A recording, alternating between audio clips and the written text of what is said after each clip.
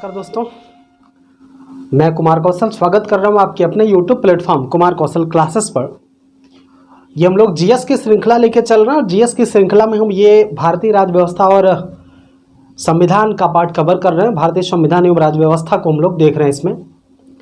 तो पीछे के वीडियोज़ में आपने संवैधानिक विकास, संविधान निर्माण की प्रक्रिया के साथ ही साथ भारत पर पड़े बाह्य प्रभाव को देखा कि संविधान के निर्माण में बाह्य प्रभाव कैसे पड़ता है।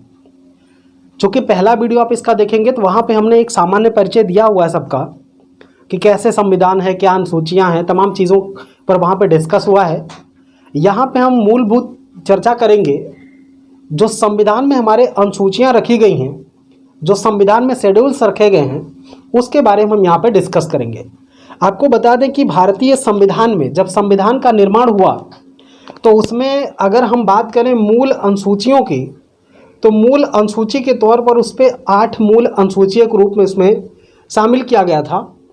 लेकिन बाद में संशोधनों के माध्यम से उसमें 4 अनुसूचियाँ और बढ़ा दी गई। तो इस तरह से वर्तमान में भारतीय संविधान में कुल 12 अनुसूचियाँ हैं। तो मूल संविधान में कितनी अनुसूचियाँ थीं? 8 अनुसूचियाँ थीं। वर्तमान संविधान में कितनी अनुसूचियाँ हैं? तो 12 अनुसूचियाँ हैं। ये बात आपको याद रखनी है, आपको बात ध्यान रखनी है। अनुसूचियों का मतलब है, जैसे आप अगर पहला वाला वीडियो देखेंगे तो वहाँ पे हमने डिस्क्राइब किया हुआ है पूरा कि कैसे करके उसको आप समझ सकते हैं कि अनुसूचियों की व्यवस्था क्या है, कैसे अनुसूचियाँ आप समझ सकते हैं। एक फिगर के माध्यम से वहाँ पे समझाया गया है कि अगर हम ये मान लें कि ये संविधान है, संविधान में अनुच्छेद है और अनुच्छेद में अनुसूचियाँ, या संविधान में अनुसूचियाँ हैं उसके बाद अनुच्छेद हैं। इस तरीके से एक वहाँ पे वेन आरेख के द्वारा आपको समझाया गया है। मैं आपसे रिक्वेस्ट करूँगा कि आप वो वाली जाकर के पहला वीडियो देख लेंगे तो बहुत सारी चीज़ें यहाँ से आपको समझ में आ जाएंगी। ठीक है, मैं एक सिलसिलेवार ही बढ़ रहा हूँ, क्रमागत वीडियो आपको मिलते रहेंगे पूरे क्रम बाई क्रम, जैसे आपको संविधान समझने में आसानी हो जाए। तो शेड्यूल या अनुसूचियों के आधार पर देखेंगे तो संविधान, मूल संविधान में तो 8 थी, लेकिन वर्तमान में 12 अनुसूचियाँ हैं। इसे हमने प्रथम अनुसूची, द्वितीय अनुसूची, तृतीय अनुसूची, ऐसे करके हमने 12 अनुसूचियों को यहाँ पे लिख दिया है। और इससे जो सवाल आपके परीक्षाओं में पूछे जाते हैं वो सवाल इस तरह से पूछा जाता है कि किस अनुसूची में कौन सी विषय वस्तु शामिल की गई है, किस अनुसूची को कब जोड़ा गया भारतीय संविधान में, कौन कौन सी भाषाओं को जोड़ा गया। तो एक तरह से हम कह सकते हैं कि अनुसूची और उसकी विशेषता से संबंधित सवाल आपसे पूछे जाते हैं। और जो आपके लिए जानना भी जरूरी है कि भारत के कौन सी अनुसूची में क्या है, भारतीय संविधान के किस अनुसूची में क्या है, ये आपको जानना चाहिए एक पढ़े लिखे समझदार होने के नाते। एक सिविल सर्विसेज की तैयारी करने वाले या एक लोक प्रशासक के तौर पर आपको ये चीज़ जाननी चाहिए कि कौन सी अनुसूची में कौन से विषय को समाहित किया गया है। देखिए, जो पहली अनुसूची है, पहली अनुसूची में राज्य और संघ राज्य क्षेत्र के बारे में चर्चा की गई है। राज्य और संघ राज्य क्षेत्र, राज्य का मतलब भारत, भारत एक राज्य है। आपको बताया गया है कि भारत एक राज्य है, तो भारत राज्य के संदर्भ में चर्चा की गई है। और इसमें आप देखेंगे कि भारत का मतलब, भारत के राज्य का मतलब होता है जो भारत में 28 राज्य हैं, भारत में 28 राज्य और 9 केंद्र शासित प्रदेश, इसकी चर्चा की गई है। एक चीज़ विशेष तौर से आप ध्यान देंगे कि भारतीय सीमा का विस्तार करके, भारत के क्षेत्रों का बंटवारा करके जिन नए राज्यों का गठन किया जाता है, जिन नए क्षेत्रों का गठन किया जाता है, उसे हम इसी अनुसूची के अंतर्गत रखते हैं। ठीक है, तो इसमें 28 राज्य, हालांकि 29 राज्य थे, लेकिन जम्मू कश्मीर आपको पता है कि एक अब वो सामान्य राज्य नहीं रहा, वो केंद्र शासित प्रदेश के रूप में बदल गया है, जिसे आप, एक तो लद्दाख और दूसरा जम्मू एंड कश्मीर। ठीक है, तो उसको लेकर के 9, इसलिए पहले आपने संघ शासित प्रदेशों की संख्या 7 आपको पता था, लेकिन वर्तमान में 9 हो गया और 28 राज्य हो गए। ठीक है, तो 28 राज्य और संघ सूचित जो संघ राज्य क्षेत्र हैं, इसके बारे में इसमें चर्चा किया गया है। लेकिन मूल रूप से इसमें देखा जाए अगर, तो संघ राज्य क्षेत्रों के साथ ही साथ इसमें जो भारत के क्षेत्र और उसके तमाम विषयों की चर्चा भी इसी के अंतर्गत समाहित की गई है। तो इसको याद रखना आपको पड़ेगा कि भारत की बात करेंगे तो भारत राज्य क्षेत्र पहले में क्या हो जाएगा, भारत राज्य क्षेत्र हो जाएगा।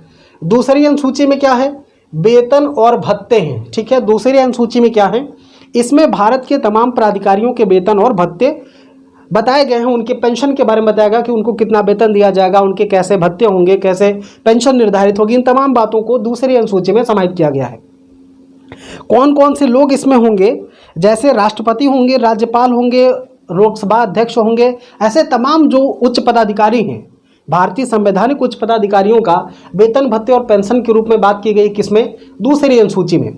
तीसरी अनुसूची में भारत के प्रमुख पदाधिकारियों के लिए उनके शपथ का प्रारूप दिया गया है।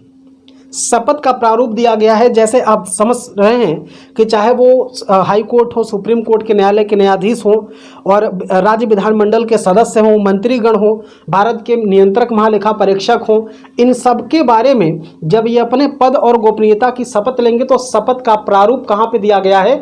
तीसरी अनुसूची में दिया गया है। लेकिन एक बात आप विशेष तौर पर ध्यान देंगे विद्यार्थियों, कि तीसरी अनुसूची में भारत के विभिन्न लोगों की, विभिन्न पदाधिकारियों के, विभिन्न संसद के सदस्यों की, मंत्रियों की शपथ का प्रारूप तो दिया गया है, लेकिन 3 लोग ऐसे अपवाद हैं इसमें, राष्ट्रपति, उपराष्ट्रपति और राज्यपाल। इनके शपथ का प्रारूप तीसरी अनुसूची में नहीं दिया गया है। पूछेगा कि निम्नलिखित में से किसका शपथ प्रारूप तीसरी अनुसूची में नहीं है, तो राष्ट्रपति को पूछा गया है। ये सवाल आपसे पूछा गया है राष्ट्रपति को लेकर के। तो राष्ट्रपति के शपथ प्रारूप को अनुच्छेद 60 में दिया गया है। उपराष्ट्रपति के शपथ प्रारूप को अनुच्छेद 69 में दिया गया है, जबकि राज्यपाल के शपथ प्रारूप को अनुच्छेद 159 में दिया गया है। इस चीज़ को आप ध्यान देंगे तो इन तीनों अधिकारियों का शपथ प्रारूप अनुसूची 3 में नहीं दिया गया है, बल्कि इनके लिए पृथक से व्यवस्था संविधान में की गई है। जैसे संविधान के अनुच्छेद 60 में राष्ट्रपति के शपथ प्रारूप है, 69 में उपराष्ट्रपति का है और 159 में राज्यपाल का दिया गया है। ये चीज़ आप विशेष तौर पर ध्यान देंगे। जो चौथी अनुसूची है, ये राज्यसभा में प्रतिनिधित्व के बारे में उपबंध करती है। राज्यसभा में प्रत्येक राज्यों का कितना प्रतिनिधित्व होगा, कितनी सीटों का प्रतिनिधित्व होगा, इस बारे में चौथी अनुसूची में दिया गया है। चौथी अनुसूची में क्या दिया गया है? राज्यसभा में राज्यों का प्रतिनिधित्व कितना होगा। आपको पता है कि राज्यसभा में कुल 245 सीटें हैं, ठीक है।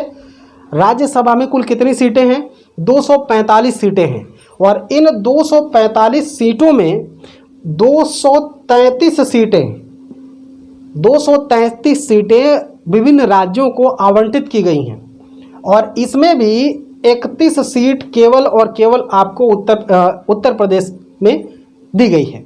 माने उत्तर प्रदेश में राज्यसभा की कितनी सीट है? 31 सीट है। कुल राज्यसभा की कितनी सीट है? 245 सीट है। राज्यों में कितने सीटों का बंटवारा हुआ? तो 233 सीटों का। अगर 233 सीटों को आप देखेंगे, 245 में इसमें से माइनस करेंगे तो 12 सदस्य माइनस होंगे, ठीक है। ये 12 कहाँ से आएंगे? आपको अभी इसके पहले वाले वीडियो में शायद हमने चर्चा किया था कि ये 12 सदस्यों का मनोनयन किया जाता है राज्यसभा में राष्ट्रपति महोदय के द्वारा, जो अपने विशेष क्षेत्र में विशेष योगदान के लिए जाने जाते हैं।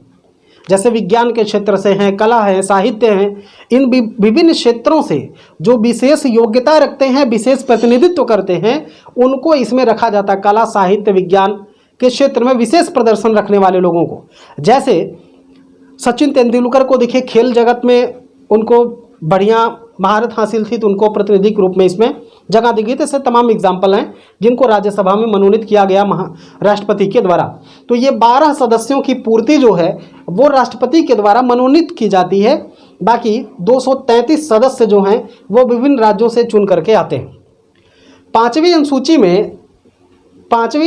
में अनुसूचित जाति और अनुसूचित जनजातियों के क्षेत्र और उनके प्रशासन के साथ ही साथ उन पर नियंत्रण स्थापित करने के बारे में विशेष उपबंध किया गया है।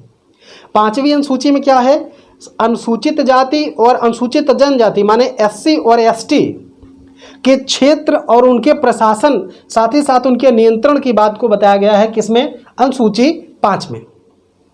छठी अनुसूची में असम, मेघालय, त्रिपुरा, मिजोरम और जनजातीय क्षेत्रों के प्रशासन पर विशेष उपबंध किया गया है। 7वीं अनुसूची विशेष महत्वपूर्ण होगी, इसको आप ध्यान से देखेंगे कि 7वीं अनुसूची शक्ति विभाजन से संबंधित है। 7वीं अनुसूची में केंद्र और राज्य के संबंधों का विभाजन किया गया है। केंद्र की क्या शक्तियां होंगी और राज्य की क्या शक्तियां होंगी, इसको बांट दिया गया है ताकि राज्य और केंद्र में किसी भी तरह से ये संघर्ष की स्थिति ना हो जाए, शक्तियों को लेकर के संघर्ष की स्थिति ना हो जाए। इसके लिए हमारे संविधान के निर्माताओं ने बहुत पहले से ही वो उसके लिए जागरूक थे, उसको लेकर के सतर्क थे, तो उन्होंने शक्तियों का विभाजन कर दिया। जैसे पहले ही आपको बताया गया था कि 3 सूचियों में शक्तियों को बांटा गया है, संघ सूची, राज्य सूची और समवर्ती सूची। 3 सूचियों में बांटा गया है। संघ सूची का मतलब इस सूची के विषयों पर कानून बनाने का अधिकार संघ का होगा, केंद्र सरकार का होगा। राज्य सूची पर राज्य सरकारें नियम कानून बनाएंगी, जबकि समवर्ती सूची पर संघ और राज्य दोनों को कानून बनाने का अधिकार है, विधि बनाने का अधिकार है।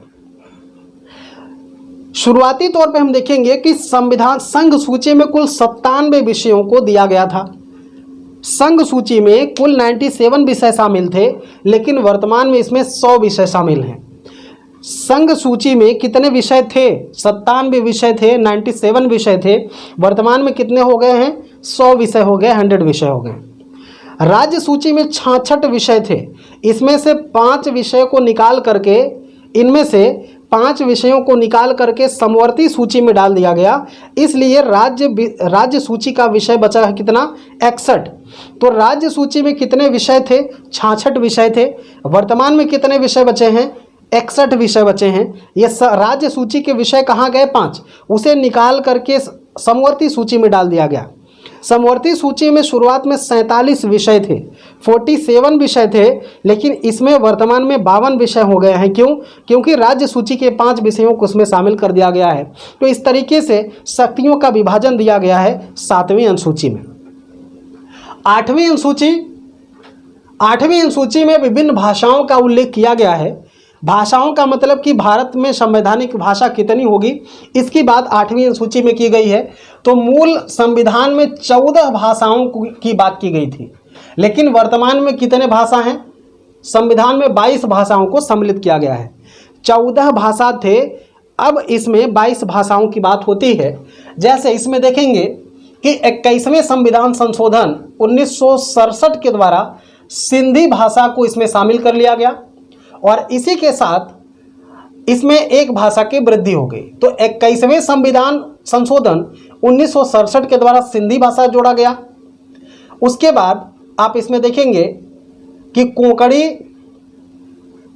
और एक मिनट कट कर दो, कोंकणी, नेपाली और मणिपुरी, कोंकणी, नेपाली और मणिपुरी, ये 3 भाषाओं को जोड़ा गया 71वें संविधान संशोधन 1992 के द्वारा। कोंकणी, नेपाली, मणिपुरी भाषा को 1992 में 71वें संविधान संशोधन के द्वारा संविधान में शामिल किया गया और इसके बाद संथाली, डोंगरी, मैथिली और बोडो, ये 4 भाषाओं को 2004 में जोड़ा गया। ये 92वां संविधान संशोधन है। 92वां संविधान संशोधन 2004 के द्वारा संथाली, डोंगरी, मैथिली और बोडो, इन भाषाओं को उसमें जोड़ा गया। तो मूल 14 भाषाएं शुरुआत में थी, बाद में इन भाषाओं को जोड़ा गया। जैसे आप देख सकते हैं कि 8 भाषाएं बाद में जोड़ी गई, तो अब ये भाषाओं की संख्या बढ़कर कितनी हो गई है? 22 भाषा। तो पूछा जाता है कभी कभी कि संविधान में कितनी भाषाओं को सम्मिलित किया गया या आधिकारिक रूप से या संवैधानिक रूप से कितनी भाषाओं को रखा गया संविधान में? तो 22 भाषाएं हैं। मूल संविधान में कितनी भाषाओं की बात की गई थी? तो 14 भाषा की बात की गई थी। ठीक है, ये पूछा भी गया है कि किस संविधान संशोधन के द्वारा कौन सी भाषा को जोड़ा गया है। ये आपको ध्यान देना पड़ेगा। यूपीएससी, यूपीपीएससी और विभिन्न लोक सेवा आयोग के द्वारा इसको पूछा गया है और एक दिवसीय परीक्षाओं में भी यहाँ से सवाल एक आध बार पूछा गया है। 9वीं अनुसूची में हम देखें अगर, तो 9वीं अनुसूची में न्यायिक पुनरावलोकन की बात की गई है। 9वीं अनुसूची में न्यायिक पुनरावलोकन की बात की गई है। इसमें 284 अधिनियम है और यह जो 9वीं अनुसूची है, ये भारत के संविधान में जब पहला संशोधन किया गया 1951 में, माने भारतीय संविधान संशोधन, या इसे कहेंगे कि प्रथम भारतीय संविधान संशोधन 1951 के द्वारा 9वीं अनुसूची को इस अनुसूची के आधार पर जोड़ दिया गया। हालांकि इसके पहले 8 ही थे और 1951 में पहला संशोधन करने के बाद 9वीं अनुसूची को जोड़ दिया गया। इसमें न्यायिक पुनरावलोकन से संबंधित तथ्यों को समाहित किया गया है। इसको आप ध्यान से देखेंगे कि इसमें जो भी विषय रखे जाते हैं, माने 9वीं अनुसूची में जो भी विषय रखे जाएंगे उस विषय पर न्यायालय को ये चुनौती नहीं दी जा सकती। कोई भी विषय आप अगर 9वीं अनुसूची में रख दिए हैं, संसद ने हमारी 9वीं अनुसूची में कोई भी विषय यदि रख दिया तो उस विषय पर हम न्यायपालिका में जा करके केस दायर नहीं कर सकते हैं, वाद नहीं ला सकते हैं, और वो जो है न्यायालय में प्रवर्तन ही नहीं होगा, या न्यायालय स्वतः से उसका कोई मूल्यांकन या पुनरावलोकन नहीं कर सकती है। इसीलिए आपने सुना होगा कि कभी अगर संसद में बहस होता है तो लोग कहते हैं फला विषय को, अमुक विषय को आप ले जा करके 9वीं अनुसूची में शामिल करिए, ताकि उस पर न्यायपालिका को कोई अधिकार ना रह जाए। मतलब वो एकदम स्मूथ लोक कल्याण के लिए ही उसको बचाकर रखा जा सकता है। इस तरह की बातें इसमें कही गई हैं। ठीक है, आगे हम देखेंगे 10वीं अनुसूची। तो 10वीं अनुसूची में दल बदल का प्रावधान किया गया है। आप जानते हैं कि तमाम भारतीय राजनेता अवसरवाद का लाभ उठाते हुए दल बदल कर लेते हैं। आज इस दल में हैं, कल उस दल में चले जाएंगे, तो दल बदल बहुत ज़्यादा होता है। तो इससे सरकारों को अस्थायित्व मिलता है, सरकारें गिर जाती हैं, फिर से चुनाव होता है तो सरकार का बड़ा खर्चा होता है, तमाम तरह की दिक्कतें आती हैं। इसलिए 10वीं अनुसूची लाई गई और इसमें दल बदल कानून का प्रावधान किया गया। ये 52वां संविधान संशोधन 1985 के द्वारा 10वीं अनुसूची को संविधान में जोड़ा गया। 10वीं अनुसूची को कब जोड़ा गया? 1985 में 52वें संविधान संशोधन के आधार पर। 11वीं अनुसूची को भारत संविधान में जोड़ा गया 73वें संविधान संशोधन 1992 में। 73वें संविधान संशोधन 1992 में 11वीं अनुसूची को जोड़ा गया। इसमें पंचायतों की शक्तियां और उसके प्राधिकार की बात की गई है। इस पर पंचायतों को कार्य करने के लिए कुल 29 विषय दिए गए हैं। पंचायतों को कार्य करने के लिए कुल 29 विषय दिए गए हैं, जबकि 12वीं अनुसूची को 74वें संविधान संशोधन 1992 के द्वारा जोड़ा गया। इसमें नगरपालिका की शक्तियों की बात की गई है, शक्तियां दी गई नगरपालिका को। नगरपालिका को कुल 18 विषय दिए गए हैं। ध्यान देंगे आप कि पंचायतों को 29 विषय 29 विषय दिए गए हैं, जबकि नगरपालिकाओं को 18 विषय दिए गए हैं। तो इस तरह से आपने देखा कि भारत में जो भारतीय संविधान है उसमें शुरुआत में 8 अनुसूचियां थीं, लेकिन उसे बढ़ा करके संशोधनों के माध्यम से वर्तमान में 12 अनुसूचियां कर दिया गया। अब इसको याद कैसे रखेंगे, एक प्रयास करते हैं। एक बार हम इसको समरी के रूप में देखने का। इसको याद आप कैसे करेंगे? जैसे पहली अनुसूची है, तो चूंकि भारत के संदर्भ में भारतीय संविधान की अनुसूची की बात हम कर रहे हैं तो भारत की ही चर्चा होगी। तो आप ऐसे याद रखेंगे कि पहली अनुसूची में भारत और राज्य संघ की बात हो गई। ठीक है, भारत से जुड़ी हुई संविधान अनुसूची की बात कर रहे हैं तो उसमें क्या होगा? भारतीय संविधान के पहली अनुसूची में उसी के राज्य क्षेत्र की बात होगी। और दूसरी बात आ जाती है वेतन और भत्ते की। तो इसको आप देखेंगे कि अगर आप यहाँ पे 2 लिख रहे हैं, अगर आप इसको 2 लिखेंगे तो भत्ते में 2 शब्द आएंगे आपके। ठीक है, तो दूसरी अनुसूची में 2 लिखेंगे और भत्ता, तो वेतन भत्ता पेंशन, इसको आप ऐसे करके जोड़ लेंगे। ठीक है, तीसरे में आप देखेंगे कि तृतीय लिखा गया है, चाहे इसे आप 3 लिखिए, 3 लिखेंगे तब भी शपथ, 3 शब्द हैं, शपथ, शपथ। तो तीसरी अनुसूची में शपथ का प्रावधान किया गया। शपथ 3 अक्षर हैं और तीसरा अनुसूची है, तो इसलिए आप इसको ऐसे जोड़ लेंगे कि तीसरी अनुसूची में शपथ के प्रारूप दिए गए हैं, शपथ के बारे में बताया गया है। और ये बात भी आप इसको याद रखेंगे कि 60 में राष्ट्रपति, 69 में उपराष्ट्रपति और 159 में राज्यपाल के लिए अलग से प्रावधान किए गए हैं। चौथी अनुसूची, तो चौथी अनुसूची में आप देखेंगे तो चौथी लिखने में 4 शब्द आ रहा है। चौथी का सेंस क्या निकल के आ रहा है? 4। और राज्यसभा में कितने शब्द लगभग आपको मिल रहे हैं? 4 शब्द मिल रहे हैं, राज्यसभा। ठीक है, तो राज्यसभा 4 से आप ऐसे शब्द से जोड़ लेंगे, राज्यसभा में प्रतिनिधित्व। पांचवी में अगर आप ये लिखते हैं इसमें अनुसूचित